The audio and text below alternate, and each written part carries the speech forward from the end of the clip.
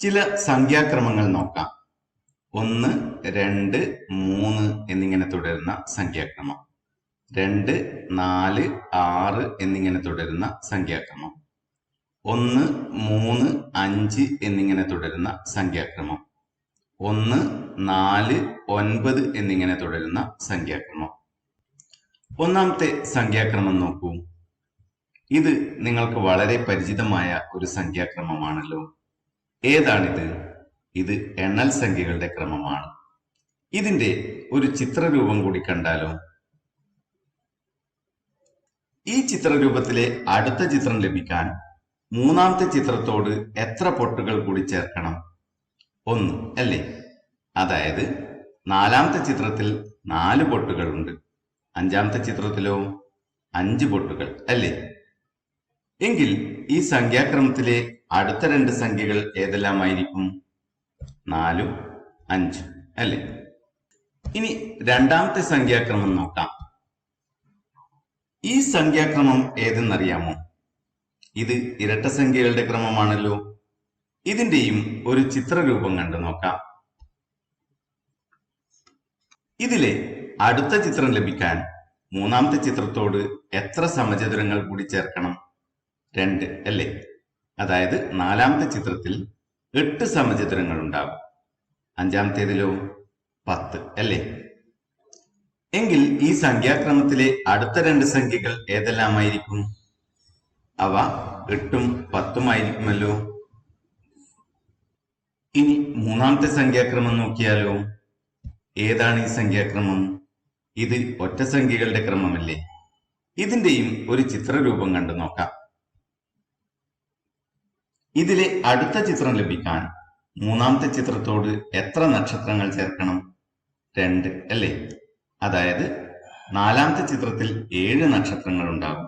അഞ്ചാമത്തേതിലോ 9 നക്ഷത്രങ്ങൾ അല്ലേ? എങ്കിൽ ഈ സംഖ്യാക്രമത്തിലെ അടുത്ത 2 സംഖ്യകൾ ഏതെല്ലാമായിരിക്കും? അവ 7ഉം 9ഉം ആയിരിക്കുമല്ലോ. അടുത്ത സംഖ്യാക്രമം 1, 4, 9 എന്നിങ്ങനെ തുടരുന്ന സംഖ്യാക്രമമായിരുന്നല്ലോ. ഇതിന്റെയും ഒരു ചിത്രരൂപം കണ്ടു നോക്കാം.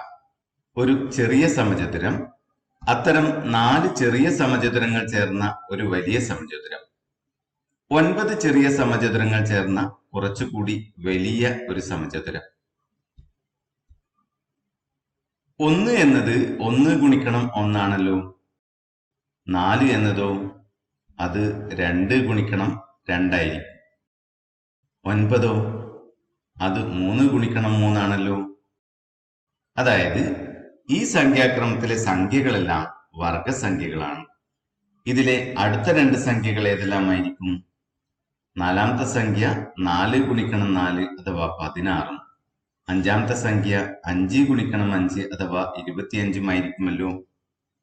മറ്റൊരു സംഖ്യാക്രമം കൂടി നോക്കാം. 1, 8, 27 എന്നിങ്ങനെ തുടരുന്ന സംഖ്യാക്രമം.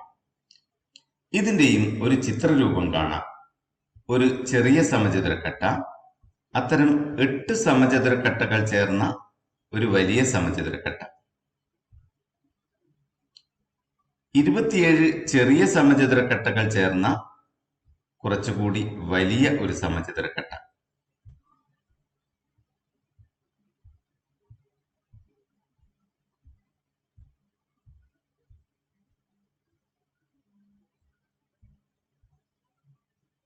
ഈ സംഖ്യാക്രമത്തിലെ സംഖ്യകളുടെ പ്രത്യേകത എന്താണ്? 1 എന്നത് 1 ഗുണിക്കണം 1 ഗുണിക്കണം 1 ആണല്ലോ. 8 അത് 2 ഗുണിക്കണം 2 ഗുണിക്കണം 2 ആണല്ലോ.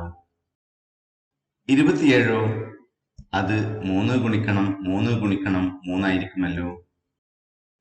അതായത് ഈ സംഖ്യാക്രമത്തിലെ സംഖ്യകളെല്ലാം ഘനസംഖ്യകളാണ്. ഇതിലെ അടുത്ത 2 സംഖ്യകൾ ഏതെല്ലാമായിരിക്കും? നാലാമത്തെ സംഖ്യ 4 ഗുണിക്കണം 4 ഗുണിക്കണം 4 അഥവാ 64ഉം അഞ്ചാമത്തെ സംഖ്യ 5 ഗുണിക്കണം 5 ഗുണിക്കണം 5 അഥവാ 125ഉം ആയിരിക്കുമല്ലോ. ഇതുവരെ നാം കണ്ട സംഖ്യാക്രമങ്ങളെല്ലാം നോക്കൂ. ഇവയിലെല്ലാം ഏതെങ്കിലും ഒരു നിയമം ഉണ്ട്. ഒന്നാമത്തേത് എണ്ണൽ സംഖ്യകളാണ്. രണ്ടാമത്തേത് ഇരട്ടസംഖ്യകളാണ്, മൂന്നാമത്തേത് ഒറ്റസംഖ്യകളും നാലാമത്തേത് വർഗസംഖ്യകളുമാണ്.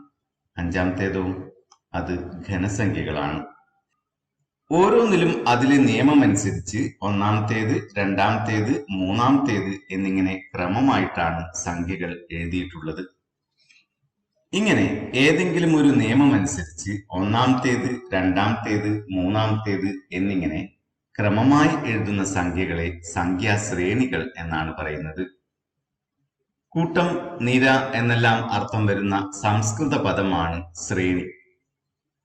ശ്രേണിയിലുള്ളത് സംഖ്യകൾ തന്നെ ആവണമെന്നില്ല. ചിത്രങ്ങളോ ബഹുപദങ്ങളോ ഒക്കെയുള്ള ശ്രേണികളും ഉണ്ടാവാം.